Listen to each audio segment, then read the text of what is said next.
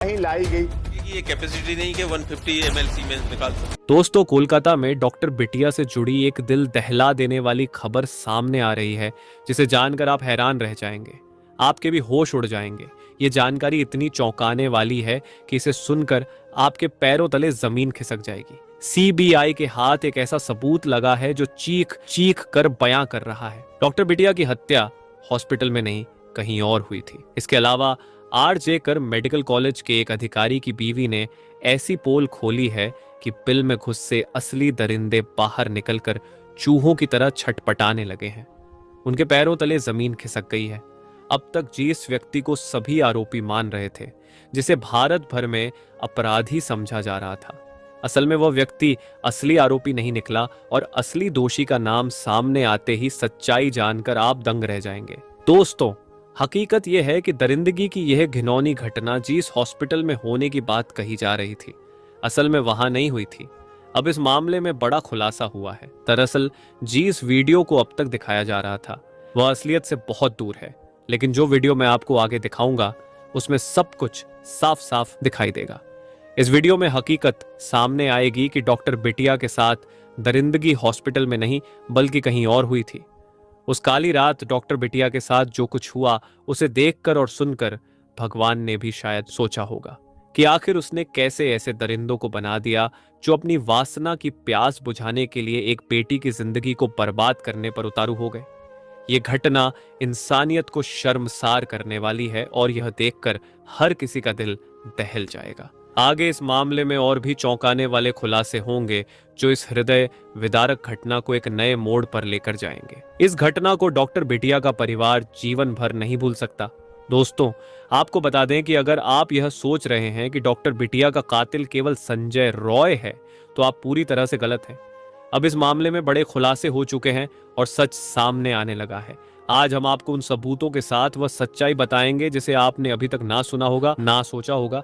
ये सच्चाई इतनी चौंकाने वाली कि इसे जानने के बाद आपके होश उड़ जाएंगे और आप ये सोचने पर मजबूर हो जाएंगे कि आखिर ये इतना बड़ा खेल कैसे रचा गया। दोस्तों, यकीन मानिए, कोलकाता डॉक्टर बिटिया के केस को लेकर जो बातें सामने आई हैं उससे यह तो पक्का हो गया है कि जल्द ही डॉक्टर बिटिया के दरिंदों को फांसी होने वाली है। हम इस पूरे मामले की तह तक जाएंगे और आपको विस्तार से बताएंगे कि उस रात वास्तव में क्या हुआ था। लेकिन वीडियो में आगे बढ़ने से पहले आप लोगों से हाथ जोड़कर निवेदन है कि यदि आप डॉक्टर बिटिया को इंसाफ दिलाना चाहते हैं तो इस वीडियो को ज्यादा से ज्यादा लाइक करें, जिससे यह पता चल सके कि उस बिटिया के साथ कितने लोग खड़े हैं।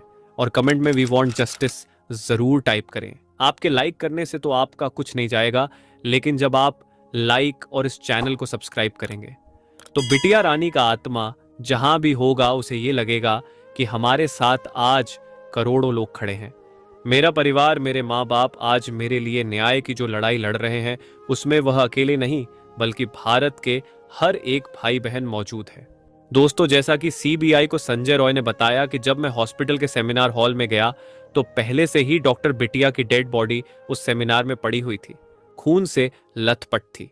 जब मैंने देखा तो मैं घबरा गया और लड़खड़ाते हुए किसी चीज से टकरा गया और वहां पर हमारा ईयरफोन गिर गया। मैंने डॉक्टर बिटिया को नहीं मारा है, ये तो एक बात हो गई। दूसरी बात यह है कि सीबीआई को एक और सबूत मिले थे जिसमें बताया गया था कि डॉक्टर बिटिया जब चेस्ट मेडिसिन रूम में जा रही थी तो डॉक्टर बिटिया के पीछे कई लोग फॉलो करते हुए चेस्ट मेडिसिन की ओर जाते हुए देखे गए थे। इसके अलावा चेस्ट मेडिसिन की रूम का जब गहराई से एग्जामिन किया गया तो पता चला कि उस चेस्ट मेडिसिन रूम में 10 लोगों के फुटप्रिंट्स पाए गए थे, जबकि सेमिनार हॉल में किसी के भी फुटप्रिंट नहीं मिले थे। दोस्तों, अब आप लोग सोच रहे होंगे कि क्या चेस्ट मेडिसिन रूम में डॉक्टर बिटिया को मारा गया था, उसके साथ इतना जघन्य अपराध किया गया था? तो दोस्तों, मैं आपको बता दूं, यह भी सच नहीं है। जब आप सच जानेंगे तो आपके होश उड़ जाएंगे। सबसे हैरानी वाली बात तो यह है कि सीबीआई को कंफ्यूज करने के लिए सीबीआई को यह पता न चले कि असली जगह कौन सी थी जहां पर डॉक्टर बिटिया के साथ इतना बड़ा जघन्य अपराध हुआ। सीबीआई के माइंड को इस तरह डाइवर्ट करने की कोशिश की गई, सीबीआई को पूरी तरह से लग जाए कि डॉक्टर बिटिया के साथ जो जघन्य अपराध हुआ यह सेमिनार हॉल में ही हुआ था। उसके बाद सीबीआई की पूरी नजर और कहीं ना जाकर कि इसी सेमिनार हॉल के इर्द गिर्द ही घूमती रहे और इसी में सीबीआई फंसी रहे।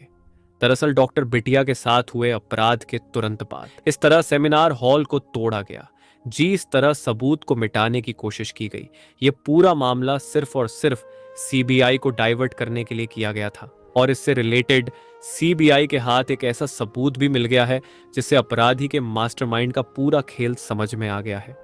दरअसल सीबीआई के हाथ एक ऐसा लेटर लगा है जो इस केस में एक अहम सबूत माना जा रहा है, और यह लेटर किसी और ने नहीं, खुद संदीप घोष ने लिखा था, जिसमें संदीप घोष ने पीडब्ल्यूडी से सभी विभागों के डॉक्टरों की कमरों की मरम्मत और रिकंस्ट्रक्शन करने के लिए कहा था। पहले यह समझा जा रहा था कि पीडब्ल्यूडी को रेनोवेशन का काम शुरू करने का निर्देश आर जीकर मेडिकल कॉलेज के किसी प्रशासनिक अधिकारी ने दिया था, लेकिन परमिशन लेटर मिलने के बाद यह साफ हो गया है कि घोष को रेनोवेशन कराने की जल्दी थी। इन्वेस्टिगेशन कर रहे अधिकारियों का कहना है कि इस डॉक्यूमेंट से यह साफ हो रहा है कि घोष को रेनोवेशन कराने की जल्दी थी, लिहाजा यह डॉक्यूमेंट डॉक्टर बिटिया के रेप मर्डर केस के बीच कड़ी जोड़ने में मदद कर सकता है। इसके अलावा डॉक्टर बिटिया का जो डीएनए रिपोर्ट आया है उसके हिसाब से सिर्फ और सिर्फ संजय राय को ही असली कातिल माना जा रहा है। लेकिन जी